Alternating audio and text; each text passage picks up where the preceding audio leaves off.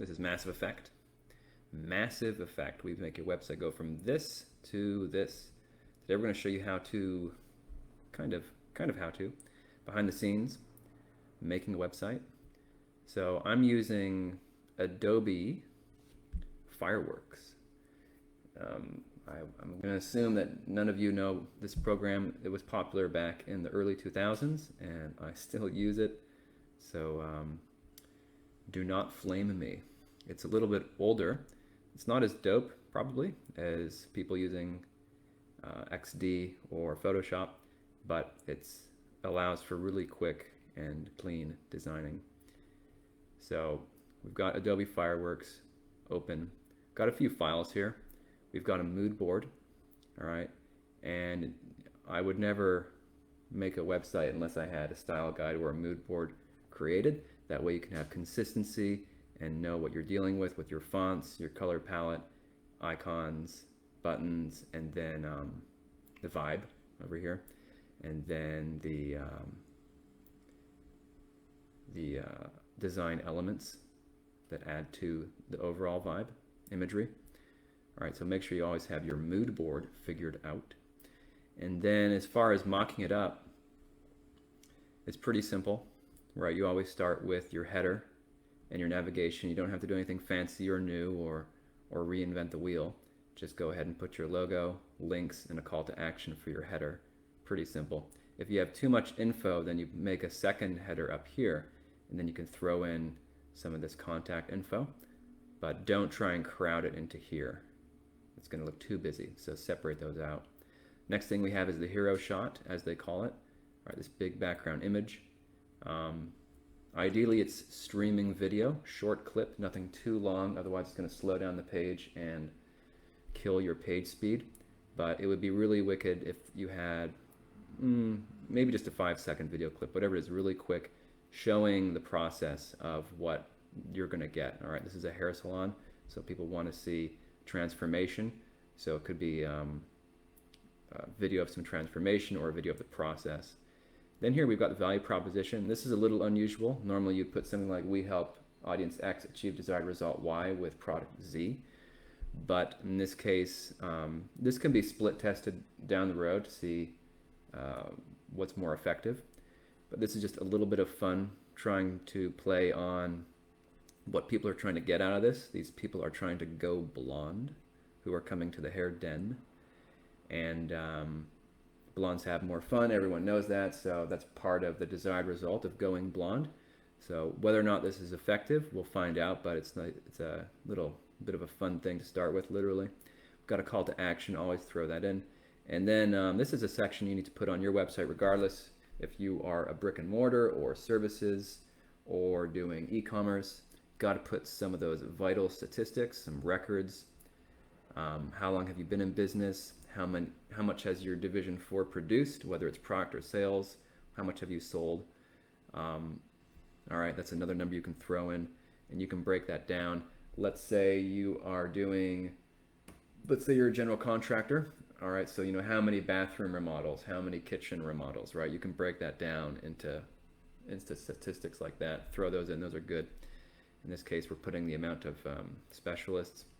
Whatever numbers you can put together from your statistics of your business's production, throw them in here. It's going to do a lot to build trust. Don't put more than 3. You're going to overwhelm. Don't put like 6 or anything. 3 is good. You want odd numbers, 1, 3, 5. Typically, when you're talking design, it just flows well. The feng shui, as Americans say. Get those vital statistics, going to build that trust, because that's where you're starting out. When someone lands on your site, they don't trust you. You're starting from the bottom, and you need to build that legitimacy, and this is a great way to do that right off the bat. It shows that you're the real deal, you mean business. So the client's going to have to provide this info. You have to hammer them and get it from them. Also, something we don't see here, we see the mood board and we see the mock-ups, but what we don't see is an onboarding form that has all of the market info. So the objections, the onboarding form would have all this data. It would have the desired result. It would have info about the audience, their fears, the desired result, objections, and other goodies. You need to have that separately in a file before you even make the website, because you're going to use that data while you build. For instance, this is part of that market data. So you've got to get that info before you build the site. Moving along, we've got a fun little section here, a little bit of a photo collage, and a little quote by Coco. Introduction by the owner. This is also important for building rapport. All right, legitimacy. You know, people do business with people. So throw in a signature. Oddly enough, you know, something as simple as throwing in this little signature is going to build some more trust. Putting the person's name, a real picture of them, you're gonna build that human connection, because people do business with people. So go ahead and put the owner or a manager on the home page, right? As far as this fun little quote here, you don't have to do that. It's just a little bit of fun throwing in. So next section we got here is so we've got 4 points. I'm breaking the rule of odds. It's supposed to be, you know, 3s or 5s. Oops, this is not aligned. Bring that boy down. Yeah. Anyway, we've got 4 items here. These are concerns that a person might have that we're remedying. You know, they want their hair to blend seamlessly. They want their hair to be strong, right? Growing out seamlessly, blending colors seamlessly, guarantee. So these are some results that people want, and also some things that people are concerned about. So again, this is market data that you would get from your onboarding form. So that's why it's vital that you have that before you design the site, because you're going to need that info. All right. Call to action, bam. We've got an Instagram feed right here. People want to see those photos. Then we're going to look, we're going to ask them what they want. And notice we're doing a background photo back here, Sydney, right? This hair salon is in Sydney. It's just faintly in the background, just adding a little bit of interest. You don't want to distract. You know, notice the same thing over here. We just have this, you know, very simple color background. Over here as well, it's just plain white.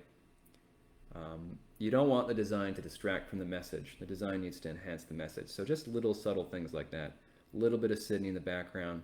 What we really want to communicate are the services here, right? Each one is in a nice little bubble. That way it contrasts. If we took it out, what if we did transparent and then we put a border, right? It just, it's not happening. So in this case, the background has the detail and the busyness, and then each of these, we're just going to keep it real simple so the text communicates. Little photo representing each thing, trying to keep it simple. Call to action, of course. Transformation is really important. People buy anyway to transform from their current state to their better state. When it comes to something like this, it's even more so. You know, they have an idea in mind. They want their Instagram hair. They want their hairs Instagrammed. So you want to really show them what they can look like.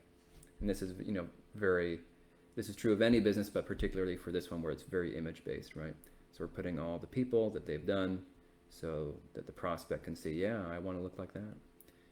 And then the next thing the prospect's going to wonder is, okay, well, how do I get there? So you got to have an our process section, right? Our process. And then, again, the text is more important than the design. So we want to keep it very simple. Throw in a little icon, little descriptive icon, a chair, got it. Little hair brush for dyeing, mirror. Try to make them fit. They don't have to be perfect, but they should, they should relate to the point. And when you're doing your process, only put 3 steps, don't put any more. Try to avoid, 4s and 5s. It's too much for the mind. Keep it simple. 3s. 3 is your friend. I use a lot of 3s. All right, as you can see, 3 here. I broke the rules there. 3s here, right? So do your process section. Break it into 3 steps. 1, 2, 3. This is going to help build that certainty of what's happening next, so people know what they're getting into. So they like that. This is also a really key point here. To get desired result. Desired result in this case is Instagram hair. Them Instagram hairs. So what is it for your business? What's the prospect trying to get out of it, right? Is it their backyard paradise? Is it being fit AF? You got to put the steps of the process to the desired result, all right? And then you break it down, and that builds more rapport and certainty. So then we go into the next page of the home page. The home page is so long that Fireworks can't even deal with it, so we're going over to a second page, second canvas, so to speak. And we're just going to expand a little more on the services, the key offerings. We've got blonde, balayage, transformations, hair extensions, and then we're going to have a photo, a nice big juicy photo about that, and then we're going to have some more descriptive text, whereas over here we're just kind of like, this is just like an appetizer, like little 1, 2, 3, 4, 5, 6. But people are half awake when they're scrolling through, so we want to give it another go and go in a little deeper on it. Put some more info about the whole the blonde service, the balayage service, transformations, and hair extensions, and with a really good representative photo. Next, we got testimonials, of course. I'm not crazy about this background image. It's pretty distracting. Maybe it needs to be done like that. Yeah, that might be the trick. You're seeing the checks, by the way, because that means there's nothing here. It's just blank canvas, just so you know. So, by the way, this section is called alternating content. You have image, text. Oops. You have image, text, text, image, image, text, back and forth. It maintains interest. If you just did one after another of the same thing, people would zone out. So with the design, you got to keep them on their toes by continuously changing things, but not changing it so much that it's not fitting anymore. Notice over here, like we start off, okay, we have a photo background, great. The next section will not have a photo background because it's gonna get muddy. You're gonna overwhelm with too much rich detail, right? Because photos have a lot of detail. So right after a photo, we're doing a flat background so that the person can chill out mentally and just take in this white background text. Next background is a little bit of a pattern, a very light pattern, okay? We're offsetting it with some photos right here. Next one, okay, we've got straight up photos, but then right afterwards we're going into a very sedate, almost a plain color. I mean, this does have a photo background, but it's so faded that it's just barely noticeable. So notice we're going back and forth with the backgrounds on photo and flat color. Photo, flat color. We're throwing in some photos on top of it. Flat color, photo, flat color with photos on top, flat color. Over here, alternating content with a photo image, with a text and image back and forth. So keep that in mind when you're balancing out your sections, because it can look really dull if, let's say for instance, everything was like this, right? Everything just had a simple background color and then lists. My website's like that, actually. If you come down to my website, we've got a lot of just plain background without any imagery. A lot of lists, right? It's actually too boring. You're kind of zoning out, right? So don't do this. All right, it's a bit too much repetition of white background or plain flat background with text. So there is some variation that keeps you on your toes, but on my site here, there's definitely way too much black and white background. All right, so that's very important. You got to keep the interest, and you keep interest by alternating between the photos and the colors and back and forth like that. Awesome conversation I've got going over here. Moving on, we've got objections, which is really important. All right, so again, I'm trying to make this section a little different than this one. We're already kind of being a little too repetitious, to be honest. So I've got some more, um, colorful icons. I've got a little bit of a 3D element in the background here, bolded the text a little bit. So as far as design, you know, it could be a little better, but it's in the zone. And the content is super important on this section. All right. We're building trust by putting in testimonials. Yes, yes, yes. And then we're also building trust by talking about objectives. This is really important. People might not want to do it. And why might they not want to do it? Well, we got some right here. And where are you going to get this data? From your onboarding form. Got to ask these questions from the client and then put this content into the design, right? I'm afraid bleach will ruin my hair. I don't trust anyone with my hair. Going blonde is too high maintenance. These are 3 valid objections that someone will have before they want to go blonde. And you're only going to get this if you do your onboarding form and get the data from the client. All right, so this is key. Back here in the testimonial section, by the way, there's many ways you can lay out your testimonials. The more real, the better. This is kind of like a direct embed from Facebook kind of a vibe, so it feels more real as opposed to just laying out some text and putting a name, just laying out text, right? So we're putting a photo, we're putting a name, stars, a Facebook icon, because it's a Facebook review. So this will have more impact and more oomph than a flat, plain testimonial. We keep rolling, more transformations. I'm not super happy with this section, to be honest. It looks a little weird, but transformations is key and we want to show that. So that's the purpose of that section. This is about the salon itself, right? Like, hey, this is a salon, a little bit of a, come check us out. These are some of the brands that they carry. And then the last page is map and footer, piece of cake, right? All in all, pretty deep, a lot going on. It's not done by any means, but it's pretty well along. And you get the idea of how many sections you need. And you might think, no, there's too much going on. You're selling it too much. Well, I disagree. You have to sell it. You need to put all the info because you have to make your homepage kind of the complete treatment. If only they landed on the homepage, you need to put everything they need to know about you. So you got to put all your services. You got to put testimonials. You got to handle objections.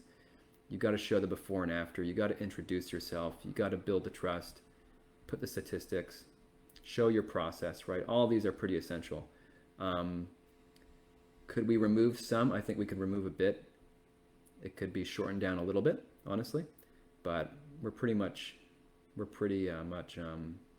hitting all the key points on this. Again, so you want to have your mood board done, so you know what you're dealing with your colors and your fonts and the vibe.